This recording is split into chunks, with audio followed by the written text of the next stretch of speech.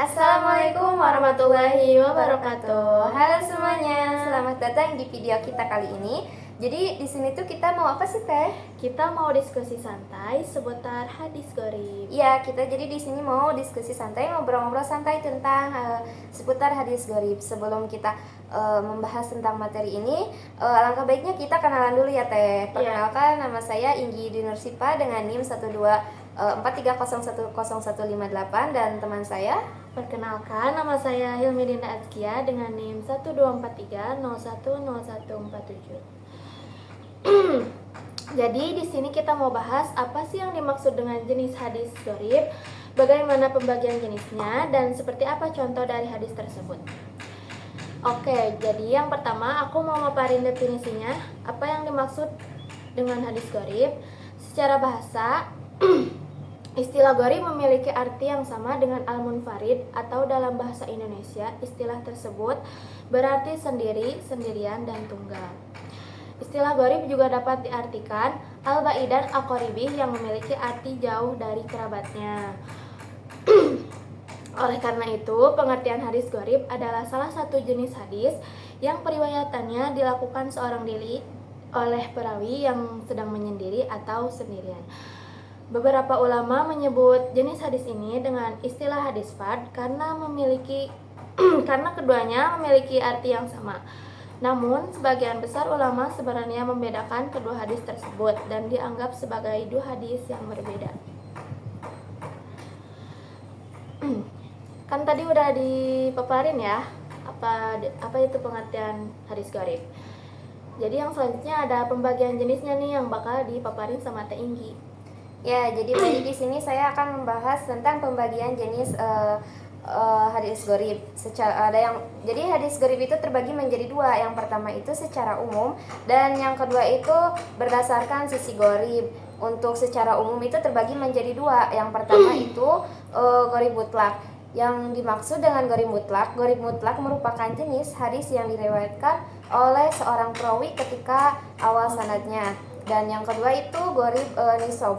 Sementara itu, apa yang dimaksud dengan gharib nisab? Gharib nisab merupakan jenis gharib yang dimana kegharibannya terjadi ketika pertengahan sanad. Artinya, ketika masih awal, hadis tersebut diriwayatkan oleh beberapa sahabat atau lebih dari satu perawi, tetapi setelah itu hanya diriwayatkan oleh seorang tabi'in atau satu orang perawi saja. Sedangkan untuk berdasarkan sisi gharib, yang pertama itu gharib matan dan sanad.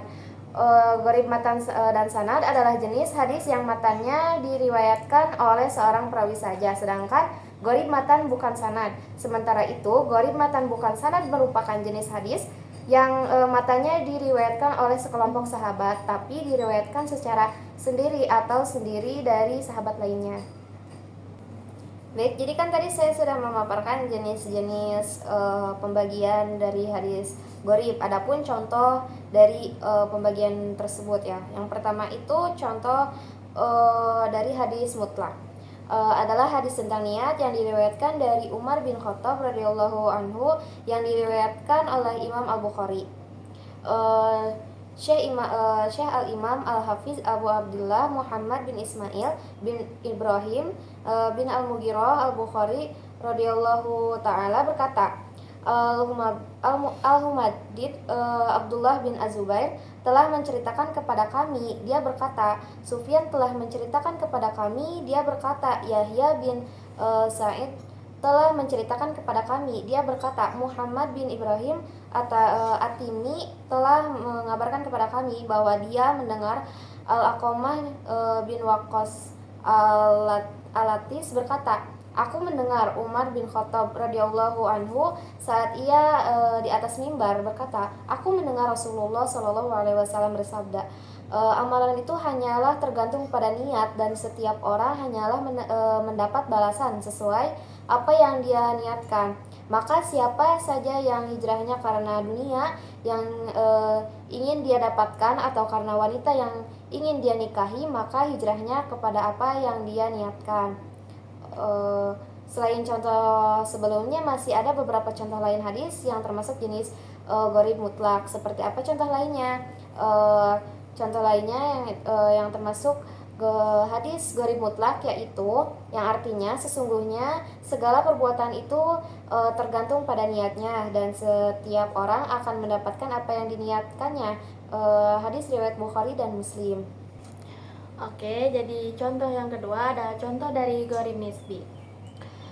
Contoh hadis nisbi adalah sebuah hadis yang diriwayatkan oleh Malik dari Az-Zuhri. An Anas bin Malik, anna Nabi sallallahu alaihi wasallam dakhala makata amal fathi wa ala ra'sihi mighfar. Falamma naza'ahu ja'ahu rajulun faqala ibnu Khatalin muta'alliqun bi astaril Ka'bati faqala qatuluhu. Dari Anas bin Malik bahwa Nabi sallallahu alaihi wasallam memasuki Makkah pada tahun Al-Fath atau tahun pembebasan Makkah atau Fatu Makkah, dan di atas kepalanya terdapat pelindung kepala dari baja atau mighfar. Ketika beliau melepas mighfarnya, datanglah seorang pria menghadap beliau lalu berkata, Ibnu Khattal bergantung di kain selubung Ka'bah. Nabi Shallallahu alaihi wasallam bersabda, bunuh dia. Hadis riwayat Al-Bukhari.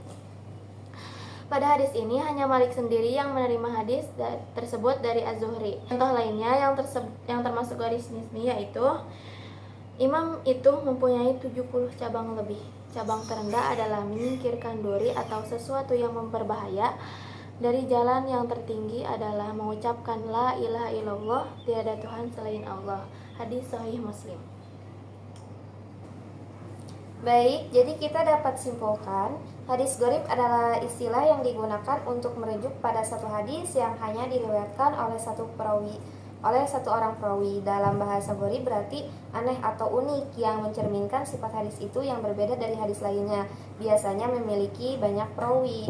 Ciri-ciri hadis gharib itu ada dua. Kesendirian perawi. Hadis ini hanya diriwayatkan oleh satu perawi, baik dari di awal sanad perawi atau di tengah sanad. Ada yang kedua, dua jenis hadis gharib dibagi menjadi dua jenis, yaitu gharib mutlak dan gharib nisab, tergantung pada lokasi kesendirian dalam sanad. Jadi mungkin cukup sekian yang dapat kita sampaikan di diskusi kali ini. Mohon maaf bila banyak kekurangan soalnya kan kita masih sama-sama belajar. Ya. Bagaimana deh sebagaimana dari kata-kata yang trending sekarang itu apa sih? Wajar lah, kita manusia bukan nabi, boy. Ya, mohon maaf untuk segala kekurangan, kehilapan atau bahasa tutur kata yang mungkin kurang enak didengar oleh penonton sekalian. Cukup sekian dari kami. Wassalamualaikum warahmatullahi wabarakatuh. Bye.